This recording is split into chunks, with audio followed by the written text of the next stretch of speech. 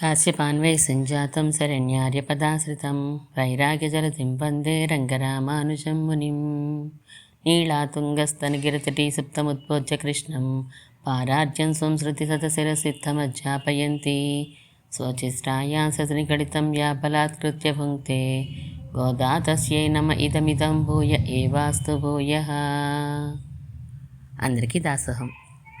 ఆచార్యుల అనుగ్రహంతో తిరుప్పావిని కొద్దిగా అనుభవించగలుగుతున్నాం. ధనుర్మాసంలో 24వ పాసురాన్ని 24వ రోజు అనుసంధానం చేసుకోవాలి.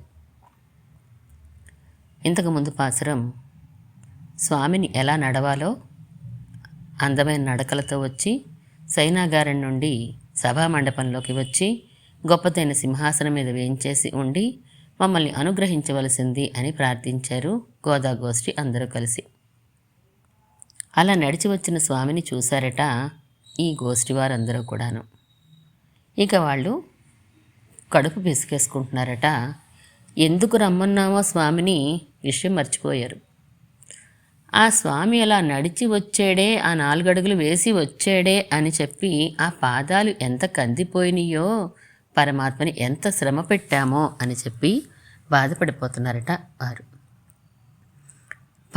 పని మర్చిపోవడం ఏంటండి, ఎందుకు రమ్మన్నారో మర్చిపోతే ఎలాగా, మర్చిపోవడమే అందమండి అంటారు వాళ్ళు. ఎవరైనా మర్చిపోతే తిడతారు, మర్చిపోయాను ఈ విషయాన్ని చెప్దామన్నా నీకు ఇలా అంటారు. కానీ ఇక్కడ కృష్ణ పరమాత్మని కీర్తిస్తున్నారు. ఆ సింహాసనం మీద వచ్చి కూర్చున్నాడు స్వామి. ఆ సౌందర్యం ఒక మైమరపు. అలాగే కాకుండా ఆయన నడిచి వచ్చాడు, పాదాలు కందిపోయినాయి అని ఒక బాధ. ఎప్పుడెప్పుడో ఈ బాధ గుర్తొచ్చేసరికి మిగతా విషయాలని గుర్తొచ్చేసినాయి వాళ్ళకి. ఎప్పుడెప్పుడో జరిగిపోయిన విషయాలన్నిటికీ కూడా అప్పుడు నీకెవరు మంగళం పాడలేదు, ఇప్పుడు మేము మంగళం పాడుతున్నాము అని దిష్టి తీయడం ప్రారంభించారు. విశ్వామిత్రుడు యాగం చేస్తున్నాడు. రాక్షసులు యాగానికి ఆటంకపరుస్తున్నారు. దశరథుడి దగ్గరికి వచ్చి అడిగాడు, నీ రాముడిని పంపించు నాతోటి అని అడిగాడు. శ్రీమన్నారాయణుడే రాముడిగా అవతరించాడని తెలుసుకుని వచ్చాడు ఆయన.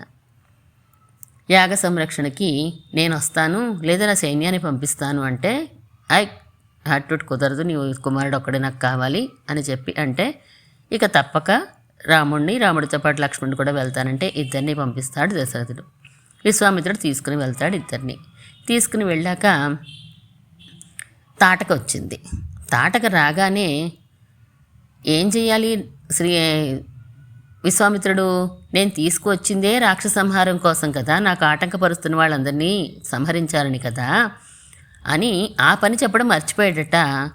ఆ సుందరమైనటువంటి సుకుమారమైన దేహం కలిగిన చిన్న పిల్లలైనటువంటి రాముణ్ణి చూడగానే ఎందుకు వచ్చాడో మర్చిపోయి, అయ్యో రాక్షసుల్ని చంపడానికి ఇంత సుకుమారమైనటువంటి పిల్లాన్ని తీసుకొచ్చానే నేను అని కంగారుడిపోతాడు. ఆ రాక్షసుని అక్కడే ఒక క్షణంకాల పాటు ఆపి ఉంచి, ఈ రామలక్ష్మణులకి ఎటువంటి ఆపద రాకూడదు అని చెప్పి మంగళాశాసనం చేస్తాడు విశ్వామిత్రుడు. స్వస్తి రాఘవయోరస్తు, మీ ఇద్దరికి మంగళమవుగాక అని చెప్పి మంగళం పాడతాడు. అంటే పరమాత్మ సౌందర్యం జ్ఞానం కలిగిన వారినైనా జ్ఞానం లేని వారినైనా మోహపరచడంలో సమానమే. విశ్వామిత్రుడు వంటి జ్ఞానం కలిగిన వాడే అంత కంగారు పడితే, ఆయన సౌందర్యాన్ని అందులో కూర్చున్నటువంటి సింహాసనం, గొప్పదైన సింహాసనం మీద కూర్చున్నటువంటి ఆ గొప్ప పరాత్పరుడు యొక్క సౌందర్యం అజ్ఞులైనటువంటి తక్కువ జ్ఞానం కలిగినటువంటి ఆడపిల్లవారు ఈ గోష్ఠి అంతా కూడా వీళ్ళని మోహపరచదా అంటారు. అందువలన ఈ పాసురంలో 24వ పాసురంలో ఇంతకుముందు జరిగిపోయినటువంటి రామావతారంలో, వామనావతారంలో, కృష్ణావతారంలో జరిగిపోయిన చేష్టల్ని తలుచుకొని ఆ చేష్టలు చేసినటువంటి స్వామికి మంగళం పాడతారు. அன்றிவ்வலகமளந்தாயடி போத்தி சென்றெங்குத்தென்னிலங்கை செத்தாய் திரள் போத்தி பொன்றச்சகடமுதைத்தாய் புகழ் போத்தி கண்ணு கொணிலாயிருந்தாய் கழல் போத்தி குன்று குடையாயிடுத்தாய் குணம் போத்தி வென்று பகை கடுக்கொன்னின் கையில் வேல் போத்தி என்றென்றும் சேவகமே எத்திப்பறை கொள்வான் இன்றையாம் வந்தோம் இறங்கேலோரெம்பாவாய். அன்று ఇవ్వులగం అళందాయ్ అడిపోత్తి. 6 సార్లు పోత్తి పోత్తి అంటూ మంగళాశాసనం చేస్తోంది మన గోదాదేవి. పోత్తి అంటే మంగళం అని చెప్పి, పల్లాండు, పోత్తి, జయము, అలాగే స్వస్తి ఇలాంటివన్నీ కూడా మంగళమగుగాక అనే అర్థాన్నే ఇస్తాయి. పొలిగా ఇలాంటివన్నీ కూడా. కానీ పల్లాండు కంటే పోతి అనే పదంలో మంగళాశాసనం ప్రస్ఫుటంగా తెలుస్తోంది అని అంటారు. అండ్రు ఈ ఉలగమళందాయి అడిపోతి, నీ పాదాలకి మంగళం. అడిపోతి కదా, పాదాలకి మంగళం. ఎందుకండి మంగళం పాడుతున్నారు అంటే, సింహాసనం మీద కూర్చుని ఉన్నాడు స్వామి, ఒక కాలు కిందకి వేసుకున్నట్ట, ఇంకో కాలు మడుచుకుని తన ఒళ్ళోనే పెట్టుకున్నాడు. ఆ ఒళ్ళో పెట్టుకున్న పాదం చూడగానే ఆ పాదాలు చాలా కందిపోయి ఎర్రగా కనిపించినాయి. ఇంకా అంతే. అయ్యో, ఆ రోజు వామనుడిగా వచ్చినప్పుడు నువ్వు త్రివిక్రముడిగా పెరిగి నీ పాదాలతోటి లోకాల్ని కొలుచుకున్నావు, ఆ పాదాలు ఇయ్యే కదా అని చెప్పి వాటికి ఆ అందానికి మంగళాశాసనం చేస్తోంది. అంటే స్వామి యొక్క గుణానికి మంగళాశాసనం చేస్తోంది, ఆ కొలుచుకున్న పాదాలకి మంగళాశాసనం చేస్తోంది. ఈవిడ చేయడం ఎందుకండి, అప్పుడు ఉన్నవాళ్ళు చేసి ఉంటారు కదా, దేవతలు ఉన్నారు, ఇంద్రుడు మొదలైన వాళ్ళందరూ అక్కడే ఉన్నారు కదా, అలాగే రాక్షసులందరూ కూడా అక్కడే ఉన్నారు, ఎవరో ఒకళ్ళు మంగళం పాడే ఉంటారు కదా. అబ్బెబ్బే, ఎవరు పాడలేదండి. రాజ్యం వచ్చింది అనే ఆనందంలో ఇంద్రుడికి ఎప్పుడు ఈయన దానజలం స్వీకరిస్తాడా, ఎప్పుడు పెరిగిపోతాడా, ఆ లోకాలన్నీ మళ్ళీ నేను తీసేసుకుందామా, ఇదే కంగారు తప్ప, అయ్యో నా కోసం స్వామి ఇటువంటి చేష్ట చేశాడు, ఈయనకి నేను మంగళం పాడాలి, నాకు థ్యాంక్స్ అయినా చెప్పాలి అనే ధ్యాస కూడా ఆయనకి లేదు ఇంద్రుడికి. రాక్షసులు ఏం చేస్తారండి, ఇంకా అసలే లోకాలన్నీ తీసేసుకున్నాడు, చిన్న పాదాన్ని చూపించి పెద్ద పాదంతో కొలిచేసుకున్నాడు అని బలి పుత్రుడైనటువంటి నముచి వీళ్ళందరూ యుద్ధానికి వస్తూ ఉంటే వాళ్ళు మంగళాశాసనం చేస్తారా? అప్పటి వరకు అంత అందమైన మూర్తిని చూసింది బలిచక్రవర్తి యొక్క భార్య వింధ్యావళి. అబ్బా, ఇంత అందమైన పిల్లాడికి పాలిస్తే బాగుండు కదా నేను అని అనుకుంది. అంతలోనే పాలిచి చంపేయాలి అసలు అని అనుకుందట. ఈయన పెరిగిపోయి మోసం చేసాడని భావించిన ఆమె పాలిచ్చి చంపేయాలి అని అనుకుందంట ఆ వింధ్యావళి. అటువంటి వాళ్ళు మంగళాశాసనం చేస్తారండి అక్కడ ఎవరైనాను? లేదు. అటువంటి మంగళాశాసనం ఆ రోజు ఎవరూ చేయలేదు అని చెప్పి ఈరోజు ఇప్పుడు నేను చేస్తున్నాను అంటే ఈ గోష్ఠి వాళ్ళందరూ కూడా ఇప్పుడు చేస్తున్నారట. ఎవరైతే నోము చెయ్యొద్దు అని అంటున్నారో వాళ్ళందరినీ కూడా నువ్వు ఆ రోజు నీ శ్రీపాదాలు పెట్టావు కదా, అందరి మీద పెట్టాడు కదండి స్వామి ఆ రోజున. ఈ జ్ఞానం ఉన్నవాళ్ళు లేనివాళ్ళు, చిన్నపిల్లలు ఆడపిల్లలు మగపిల్లలు అని ఏమీ చూడలేదు, తేడాలు చూడకుండా అందరి మీద కాళ్ళు పెట్టావు. ఆ కాళ్ళు పెట్టిన ప్రభావమే అయ్యి ఉంటుంది. ఇన్నాళ్ళు మమ్మల్ని అడ్డుకున్నటువంటి మా పెద్దవాళ్ళు కూడా, ఈ గోకులంలో పెద్దవాళ్ళు కూడా ఈరోజు మాకు నోము చేసుకోవడానికి అంగీకరించారు. ఆ రోజు నువ్వు అది చేసావు కాబట్టే ఈరోజు మాకు ఇటువంటి భాగ్యం కలిగి ఉంటుంది అని అంటున్నారు గోదా గోష్ఠి అందరూ కూడాను. ఎలా వచ్చాం మేము అంటే నీ శ్రీపాదాల దగ్గరికి వచ్చేసాం అంతే. మేము మా స్త్రీత్వ అభిమానాన్ని కూడా పోగొట్టుకుని నీ దగ్గరికి వచ్చేసాము. నువ్వేం చేస్తున్నావు, నీ ధూళి దానం చేసేస్తున్నావు, నీ సౌందర్యాన్ని అంతా కూడా ధూళి దానం చేసేస్తున్నావు, అందరూ అనుభవించడానికి వీలుగా ఇచ్చేస్తున్నావు.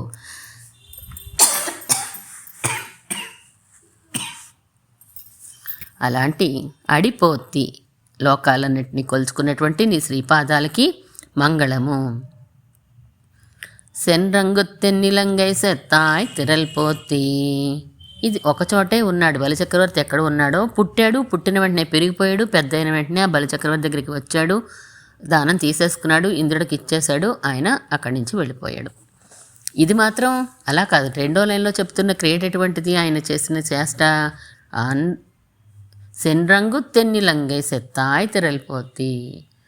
సెన్రు అంగు తెన్నిలంగై, దక్షిణ దిక్కులో లంకా నగరం ఉంది. ఆ లంకా నగరానికి అక్కడికి వెళ్ళావు, నీ అంతటి నువ్వు వెళ్ళి అందమైనటువంటి ఆ లంకనంతా కూడా నశింపచేశావు. అలాంటి తిరల్పోతి, నీ బలానికి మంగళమయ్యా అని అంటున్నారు. సెన్రంగు అంటే అంగు అక్కడికి వెళ్ళావు అని చెప్పి. ఎవరైనా వేటాడేవాడికి ఎంత పరాక్రమం ఉన్నప్పటికీ కూడా పులి ఉన్న పొదలో దూరి దాని తోకను పట్టుకుని బయటికి వచ్చి చంపుతాడా అంటే, శౌర్యం ఎక్కువగా ఉంటే అలాగే చేస్తూ ఉంటారట. డైరెక్ట్గా చంపేచ్చు కదా, కాదు, తోక పట్టుకుని బయటికి లాగి అప్పుడు చంపుతాడట శౌర్యం కలిగినటువంటి వాడు. మన రామచంద్రమూర్తి కూడా అటువంటి సింహమే. లోపలికి వెళ్ళాడు, లంకలోకి వెళ్ళి ఆ రావణాసురుడు 10 తలతోటి బయటికి వచ్చి గొప్ప యుద్ధం చేశాక అప్పుడు సంహరించాడు.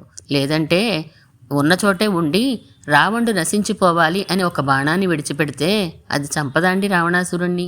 చిన్న దర్భ మీద బ్రహ్మాస్త్రాన్ని సంధిస్తేనే కాకాసురుడు చుట్టూ చుట్టూ చుట్టూ తిప్పిందే ఆ బ్రహ్మాస్త్రం. రావణాసురుడు నశించడా? నశిస్తాడు, కానీ నశించలేదట, నశింప చేయలేదు. ఎందుకని?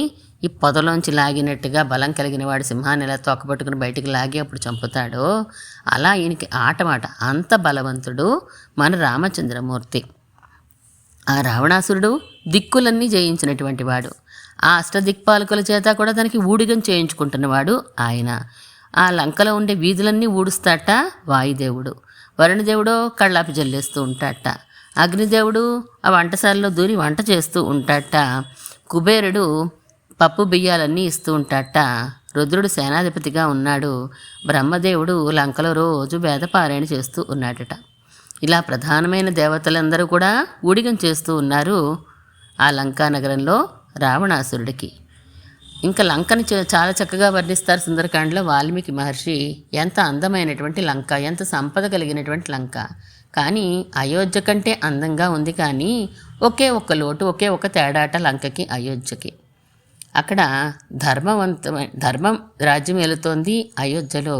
ఇక్కడ దానికి అకారం తగిలించారు. అధర్మమే రాజ్యం ఏలుతోంది లంకలో.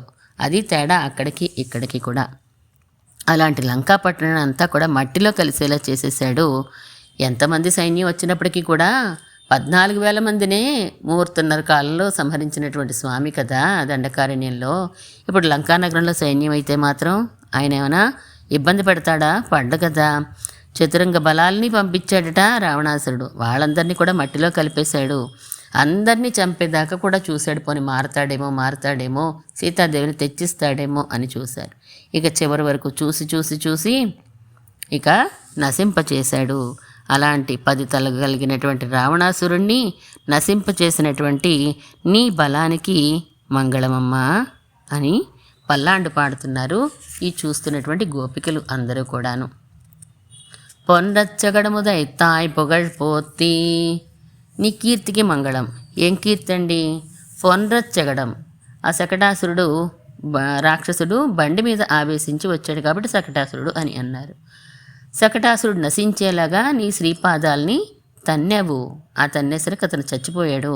అలాంటి నీ కీర్తికి మంగళము.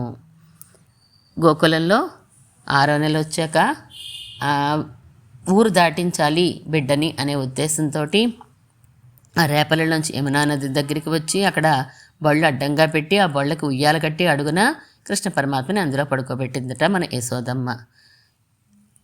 వచ్చాడు ఈలోపు ఒక రాక్షసుడు శకటాసురుడు. ఆయన బండి మీద ఆవేశించి చక్రం మీద ఆవేశించి ఆ బండినితోటే ఈయన్ని చంపేయాలి అని అనుకున్నప్పుడు కృష్ణ పరమాత్మ ఉత్తినే ఆయన కాలు అలాగా, పిల్లలు కొట్టుకుంటూ ఉంటారు కదా ఉత్తినే కాళ్ళు చేతులు కొట్టుకుంటున్నట్టుగా అలా అన్నాడంట. ఆయన కాలు బండికి తగిలిందంతే, అది ముక్కలైపోయి విరిగి పడిపోయింది ఆ బండి అంతా కూడాను. చూశారు నందుడు యశోద పరుగున వచ్చేసారు. అయ్యి బాబు ఏమైందో, నా పిల్లడికి ఏమైందో, బండి ఇలా విరిగిపోయింది, అయ్యో అనుకుంటూ వచ్చేసారు. ఏమైంది? ఏమీ లేదు, చక్కగా నవ్వుకుంటూ ఆడుకుంటున్నాడు. ఆయన కాళ్ళు చేతులు కొట్టుకుంటున్నాడు ఆయన. ఆ శ్రీపాదం ఏం చేసింది? పరమాత్మ శ్రీపాదం. ఆ శ్రీపాదం పరమాత్మని రక్షించింది. పరమాత్మనా కాదు, మనల్ని రక్షించింది. ఆ పరమాత్మకి ఏమి ఆపద కలిగితే భక్తులందరూ బాధపడిపోతారు. ఎటువంటి ఆపద కలగనివ్వకుండా భక్తుల్ని కాపాడింది, పరమాత్మని కాపాడింది. అలాంటి నీ కీర్తికి మంగళం అని అంటున్నారు. చిన్నప్పుడే, ఎంత చిన్నప్పుడు, నెలల వయసు అప్పుడు, అసలు రోజులప్పుడే పోతుని సంహరించాడు అనుకోండి. ఇక్కడ నెలల వయసులోనే మొదలు. రాముడు అంటారా 12 సంవత్సరాలు దాటాక రాక్షస సంహారానికి వెళ్ళాడు. కృష్ణ పరమాత్మ రోజులప్పటి నుంచి కూడా రాక్షసులు ఆయన వచ్చిందే దానికోసం అనుకోండి, భూభారాన్ని దింపడానికే వచ్చాడు కాబట్టి. అలాంటి నీ కీర్తికి మంగళము. కన్రు కొనిలా ఇరిందాయ్ కజల్ పోతి, కన్రు కొనిలా ఇరిందాయ్. 2 రాక్షసుల్ని ఒకేసారి చంపేశాట. ఒక రాక్షసుడు వచ్చినందుకే వీళ్ళు కడుపు పిసుక్కుంటూ ఉంటుంటే ఒకేసారి దూడ రూపంలో ఒక రాక్షసుడు, అలాగే ఈ వెలకపండు చెట్టు రూపంలో ఒక రాక్షసుడు వచ్చేసాడట. మరి అది ఎలా ఉంటుందండి? ఇద్దరిని కలిపి ఒకేసారి చంపాలంటే చిన్నపిల్లాడు కదా, అడవులకు వెళ్ళే కాలంలో చిన్నపిల్లాడిగా ఉన్నప్పుడే కదా ఇవన్నీ జరిగినవి. అంటే పరమాత్మ చాలా ప్లాన్డ్గా, చాలా తెలివితేటలతోటి ఈ దూడ కాళ్ళు పట్టుకున్నాడు.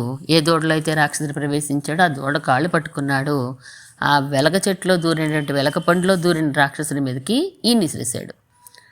1 షాట్ 2 బర్డ్స్ లాగా ఈ కపిత్తాసురుడు చనిపోయాడు.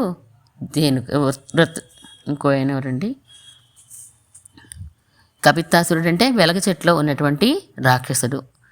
ఈ కపిత్తాసురుడు, ధేనుకాసురుడు ఇద్దరు కూడా చనిపోతారు. ఒకేసారి ఇద్దరిని చంపినటువంటి స్వామి. అలా ఈ దూడలో ఉన్నటువంటి రాక్షసుడు ఉన్నాడు కదా, దూడని పట్టుకోవాలనుకోండి, పాదాలు పట్టుకున్నాడు, కాళ్ళు పట్టుకున్నాడు, గిరగిరగిర తిప్పి విసిరేయడానికి. ఆ తిప్పేయడానికి అటెన్షన్ పొజిషన్లో నుంచుంటే ఆ బలం సరిపోదు కదా, కొంచెం ఈజీగా నుంచోవాలి. ఒక పాదం ముందుకు, ఒక పాదం వెనక్కి పెట్టి ఆ పాదాల ఊనికగా పెట్టుకుని గట్టిగా పట్టి భూమిని పట్టుకుని ఆ పాదాలతోటి అప్పుడు గిరగిరా తిరిగి విసిరితే దూరంగా వెళ్తుంది. అది అటెన్షన్ పొజిషన్లో నుంచుంటే అంత బలం ఉపయోగించలేం మనం. అందుకని అలా నుంచున్నవే నువ్వు ఆ ఊనికగా ఆ కాళ్ళు నేలని పట్టుకుని భూమిని పట్టుకుని ఊనికగా నుంచున్నావు కదా, అలాంటి నీ శ్రీపాదాలకి మంగళమయ్యా అని అంటున్నారు. కన్నుకొనిలా ఎరిందాయ్ కజల్ పోతి, దివ్య పాదాలకే మంగళము అని చెప్పి అంటున్నారు. కున్రుకుడియా ఎడుతాయ్ కుణం పోతి. కున్రు అంటే పర్వతం, కుడయ గొడుగుగా, ఎడుతాయ్ ఎత్తినటువంటి నీ గుణానికి మంగళము. ఏం గుణం అంటది? వాత్సల్య గుణం. కాబట్టే అందరినీ, దూడల్ని కూడా, ఆవు దూడని ఎంత ప్రేమిస్తుందో స్వామి అందరినీ కూడా అంతే ప్రేమిస్తాడు వాత్సల్య గుణంతో. మన దోషాలనే కానుకగా స్వీకరించి మరీ రక్షిస్తాడు మనందరినీ కూడా. అలాంటి నీ వాత్సల్య గుణానికి మంగళము. వాళ్ళు ఏమైనా అడిగారండి వచ్చి, గోపాలకులందరూ మా మీద రాళ్ళవాని పడిపోతుంది, ఎవరో కురిపించేస్తున్నారు, నువ్వు వచ్చి రక్షించవయ్యా అని వాళ్ళు అడగకముందే రాళ్లవాన కురుస్తోంది కాబట్టి ఈ రాళ్లతోటి, పెద్ద రాయి అయినటువంటి పర్వతంతో నేను ఎత్తిపట్టుకోవాలి అని అనుకున్నాడు ఆయన. టపటప పక్కనే కనిపించిందంతే, ఏది కనిపిస్తే అది ఎత్తేసాడు.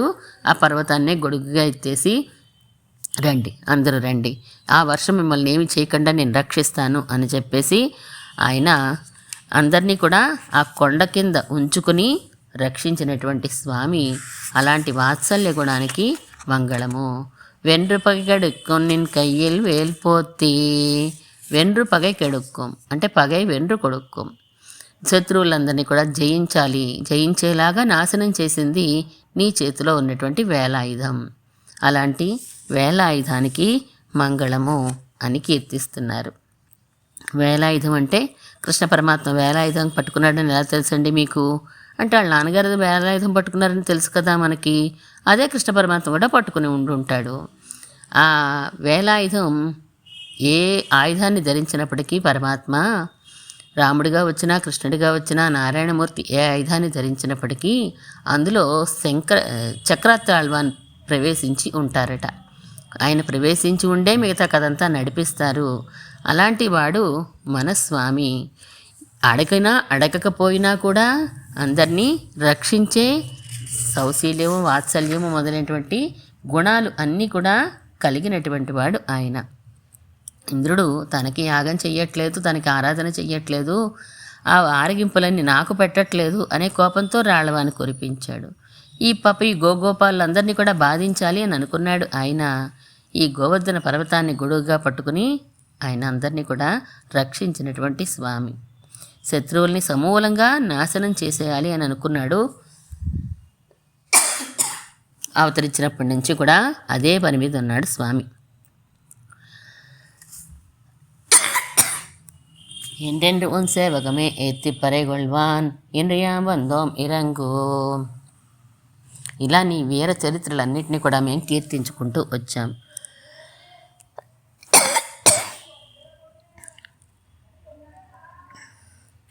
నువ్వు ఎన్ని వీరకృత్యాలైతే వివిధ రూపాల్లో చేశావో, అవతారాలు ధరించి వచ్చినప్పుడు ప్రదర్శించావో, అవన్నిటికీ కూడా మేము ఇప్పుడు మంగళాశాసనం చేస్తున్నాము అని చెప్పి అంటున్నారు.